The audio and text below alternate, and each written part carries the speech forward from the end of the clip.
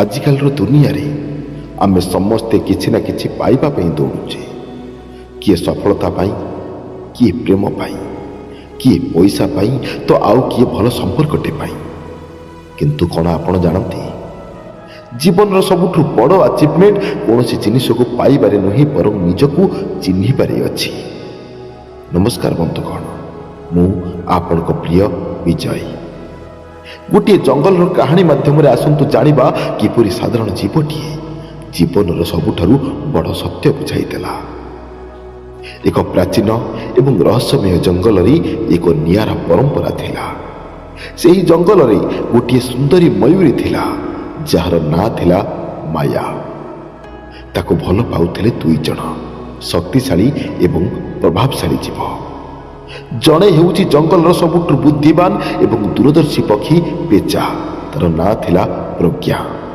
ଆଉ ଜଣେ ସେହି ଜଙ୍ଗଲର ସବୁଠୁ ଶକ୍ତିଶାଳୀ ଏବଂ ସାହସୀ ଜୀବ ବାଘ, ଯାହାର ନାଁ ଥିଲା ବଳରାମ।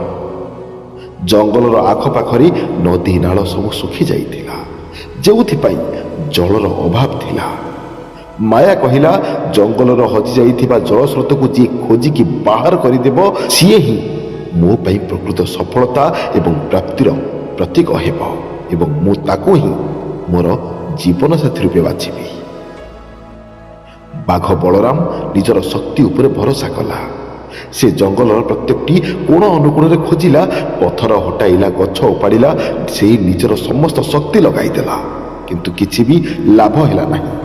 ତାର ଶକ୍ତି କେବଳ ଭଙ୍ଗାରୁଜାରେ ସୀମିତ ଥିଲା। ଅନ୍ୟପଟେ ପେଚା ପ୍ରଜ୍ଞା ଜାଣିଥିଲା ଯେ ଶକ୍ତି ବଳରେ କାର୍ଯ୍ୟ ସମ୍ଭବ ନୁହେଁ। ସେ ଦିନ ରାତି ପୁରୁଣା ବହି ଏବଂ ନକ୍ସା ପଢ଼ିଲା, ଅନ୍ୟ ପଶୁ ଏବଂ ପକ୍ଷୀମାନଙ୍କ ଠାରୁ ପୂର୍ବପୁରୁଷଙ୍କର କଥା ଶୁଣିଲା ଏବଂ ବର୍ଷା ଜଳକୁ ସଂରକ୍ଷଣ କରିବାର ଉପାୟ ଖୋଜିଲା। ସେ ଧୀରେ ଧୀରେ ଧୈର୍ଯ୍ୟର ସହ ବର୍ଷା ଜଳକୁ ନିର୍ଦ୍ଦିଷ୍ଟ ସ୍ଥାନକୁ ପ୍ରବାହିତ କରିବା ପାଇଁ ଏକ ବ୍ୟବସ୍ଥା କଲା।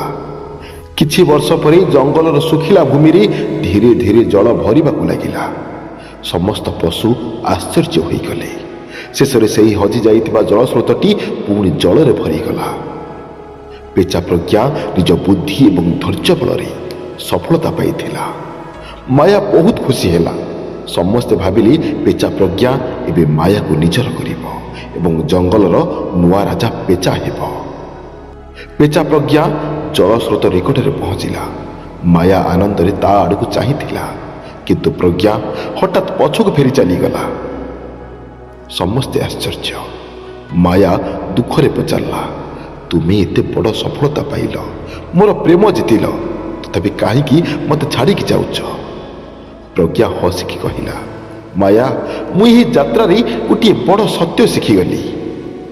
ପ୍ରକୃତ ପ୍ରେମ ହେଉଛି କୌଣସି ଜିନିଷକୁ ପାଇବାର ଲାଳସା ନୁହେଁ, ବରଂ ତାକୁ ସମୃଦ୍ଧ କରିବା।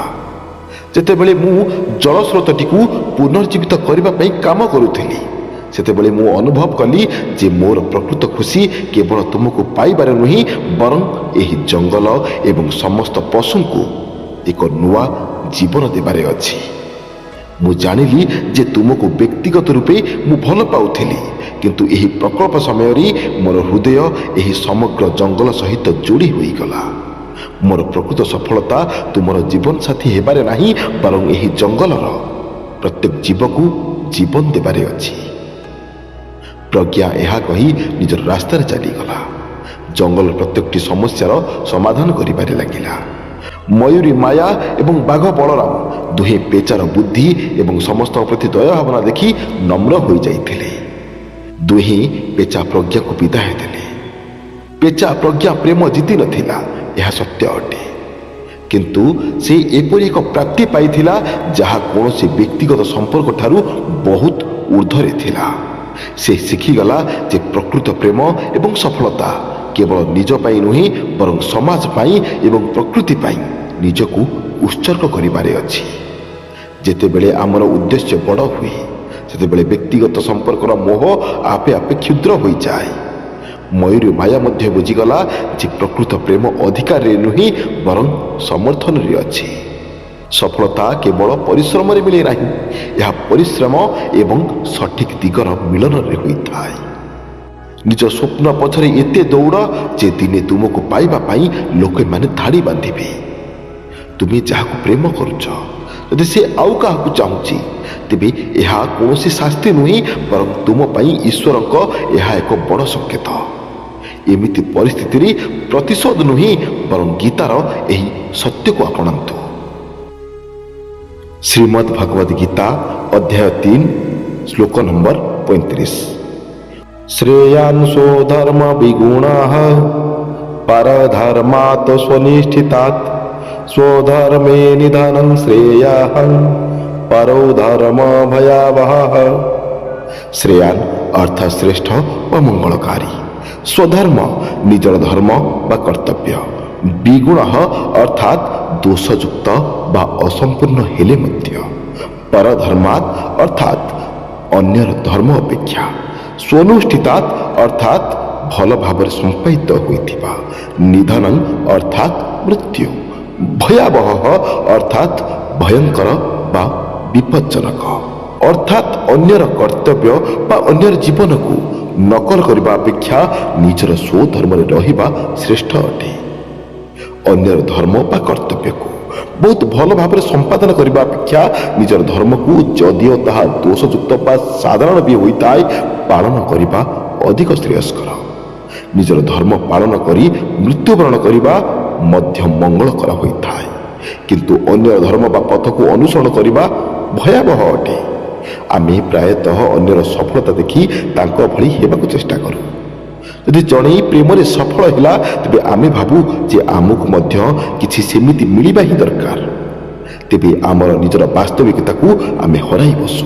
ଅନ୍ୟର ରାସ୍ତା ଆପଣଙ୍କ ପାଇଁ କଷ୍ଟକର ଏବଂ ଭୟାବହ ହୋଇପାରେ, କାରଣ ଆପଣଙ୍କ ପରିସ୍ଥିତି ଏବଂ ପରିବେଶ ଅନ୍ୟଠାରୁ ସମ୍ପୂର୍ଣ୍ଣ ଭିନ୍ନ ହୋଇଥାଏ।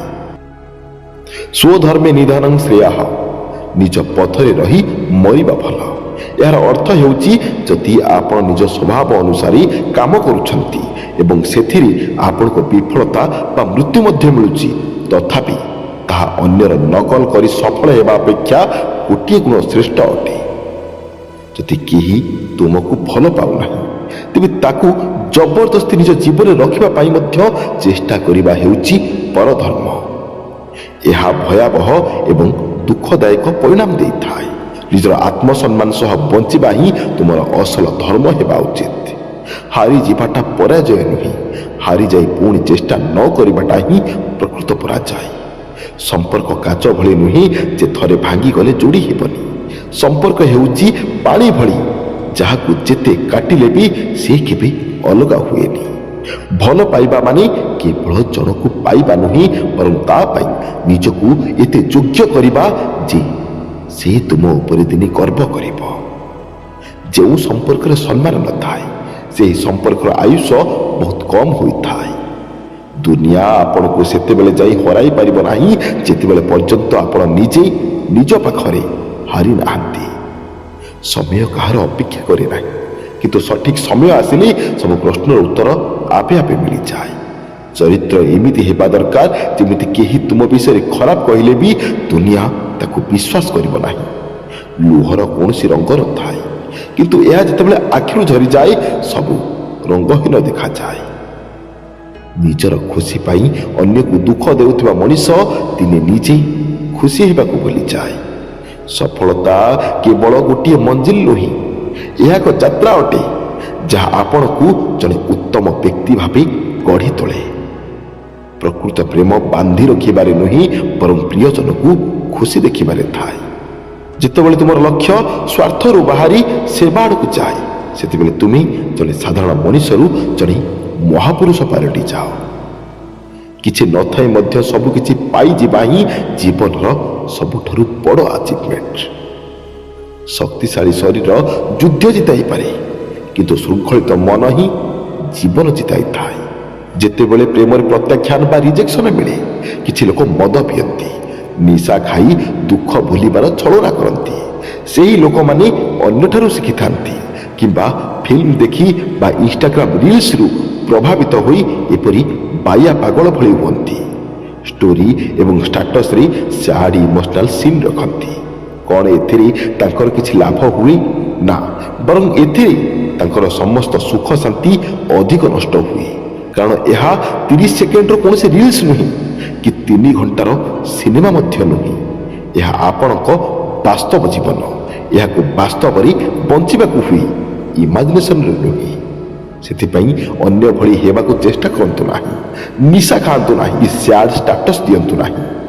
ନିଜର ଶକ୍ତିକି ଚିହ୍ନନ୍ତୁ। ଯାହା ଆପଣଙ୍କର ନୁହେଁ ତାକୁ ପାଇବା ପାଇଁ ପାଗଳ ହେବା ହେଉଛି ମହାପାପ, ଯାହା କେବଳ ଦୁଃଖ ଦେଇଥାଏ। ନିଜ ସ୍ଥିତିରେ ସ୍ଥିର ରହି ନିଜକୁ ଗଢ଼ିବା ହିଁ ପ୍ରକୃତ ସ୍ୱଧର୍ମ। ଯଦି ଏହି ଭିଡ଼ିଓଟି ଆପଣଙ୍କୁ କିଛି ମାତ୍ରାରେ ବି ଭଲ ଲାଗିଥାଏ ତେବେ ସାଙ୍ଗେ ସାଙ୍ଗେ ଭିଡ଼ିଓଟିକୁ ଲାଇକ୍ କରିବା ସହ ଅନ୍ୟମାନଙ୍କ ସହ ନିଶ୍ଚୟ ସେୟାର କରିଦିଅନ୍ତୁ। କମେଣ୍ଟରେ ନିଶ୍ଚୟ ଜଣାନ୍ତୁ କି ଆପଣଙ୍କୁ ଏହି ଭିଡ଼ିଓଟି କିପରି ଲାଗିଲା ଏବଂ ଶେଷରେ କମେଣ୍ଟରେ ଜୟ ଜଗନ୍ନାଥ ନିଶ୍ଚୟ ଲେଖିଦିଅନ୍ତୁ। ଆଜି ପାଇଁ ଏତିକି। ପୁଣି ଦେଖା ହେବ ଆଗାମୀ ଭିଡ଼ିଓରେ। ଯଦି ସବସ୍କ୍ରାଇବ୍ ନ କରିଛନ୍ତି ତେବେ ଏବେ ହିଁ ସବସ୍କ୍ରାଇବ୍ କରିଦିଅନ୍ତୁ। ଜୟ ଶ୍ରୀ ଜଗନ୍ନାଥ, ଜୟ ଶ୍ରୀ କୃଷ୍ଣ। ଧନ୍ୟବାଦ।